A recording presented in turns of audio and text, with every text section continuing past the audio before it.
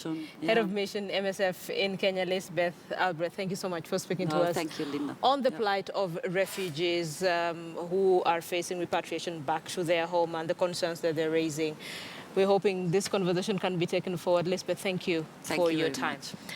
All right, good people. Let's now focus on some local issues. Bungoma Governor Kenneth Lusaka has said plans to revive the Webuye PANPAPER mills are at an advanced stage and it will open soon. He said the mill was to have been revived by August 30th, but the investor needed more time to finalize logistics. The governor has dismissed allegations from some Bungoma leaders that the mill was sold at a throwaway price. He's standing by with our reporter Murimi Mwangi. Murimi, good morning. This would arguably be very good news, especially for the residents there because of the trickle-down effect.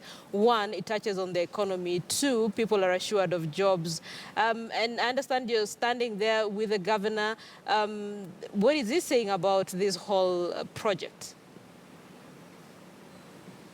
Good morning, Linda. Certainly that would be good news to the residents of Bungoma. Remember, from the preliminary reports that I get from the manager as well as the county government, we are looking at well over 1,500 jobs here. And of course, a livelihood, so to speak, for many residents of the county of Bungoma. But to just get the proper perspective on what is the status of the revamping of the Webuye PANPAPER mills, I will be speaking to Bungoma's Governor Ken Lusaka, as well as the manager of the company that bought the Webuye PANPAPER mills and is overseeing the revamping process. But I will start with the governor.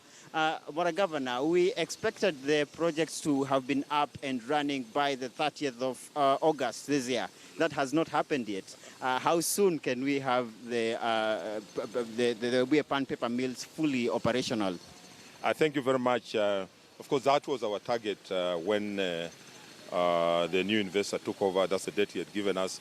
But as usual, when you get to a plant that has been down for over 10 years, as you do the repairs, you get challenges that were not expected. And that is what has happened. We were here on 29th of last month.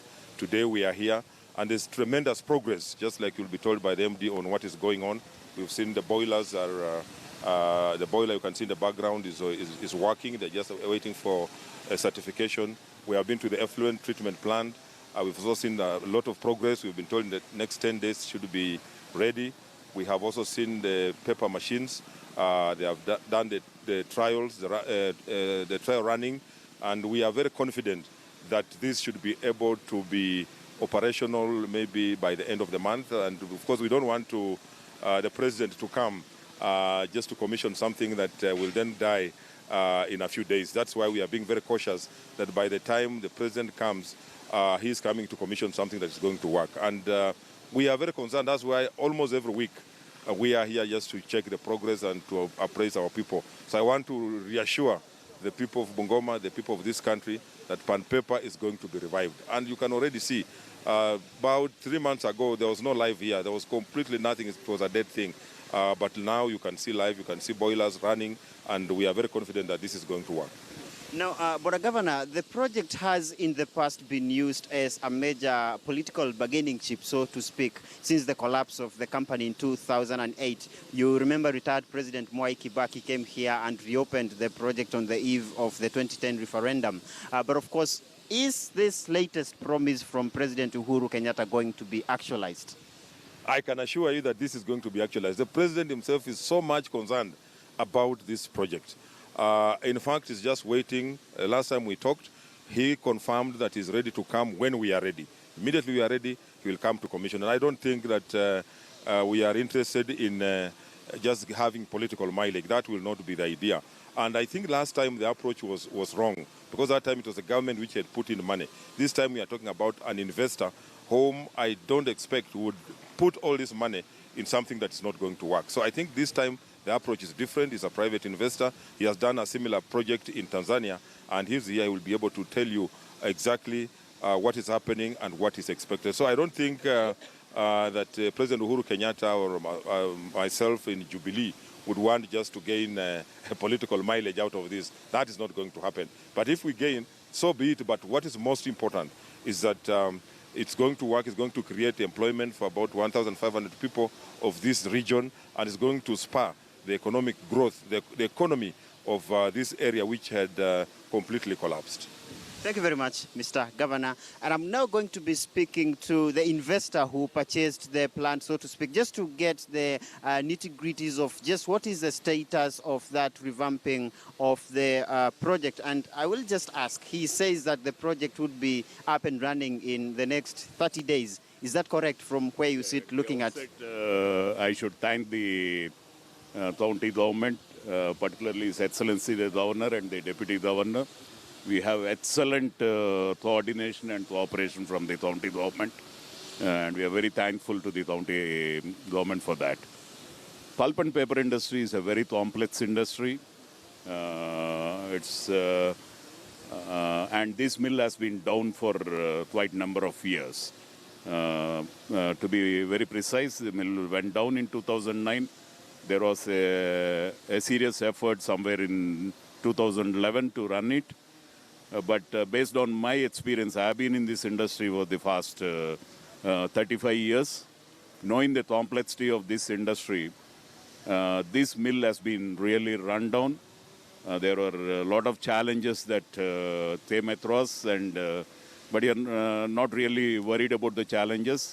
Without dedication, we can overcome those challenges and make this a successful restart of the mill. This is not the first time we are doing this. The same investor has picked up Southern Paper Mill, which used to be a fully owned subsidiary of the government of Tanzania, a mill which has been shut for 12 long years. And it has been brought back to life within 12 months because the extent of work that had to be done in that mill was much, much larger. Today, Mufindi is a successfully running mill. And even the government of Tanzania has divested close to around 520 parastatals. And Mufindi is bracketed among the top 5 best performers among the divested parastatals. And we are confident with the support from the investor and with a good team consisting of a few expatriates and primarily the local ex-employees of PANPAPER. We are very confident that we can achieve similar results what we achieved in the Tanzanian mill, and Kenya being a much bigger market than its neighbor Tanzania, we see a much, much brighter future for the revived Pan-African paper mill. No, you bought the plant at 900 million. You are planning to invest 6 billion. Perhaps if you could just break it down for us, what is this 6 billion essentially going to do in the revamping process? Primarily on the acquired assets. The assets that can be effectively put back to life are the paper machines. The pulping part of the acquired asset has to be grounded in terms of the quality of the asset, the technology level that is there. We will be major portion of that 6 billion will be going towards a new pulp mill, a new chemical recovery boiler.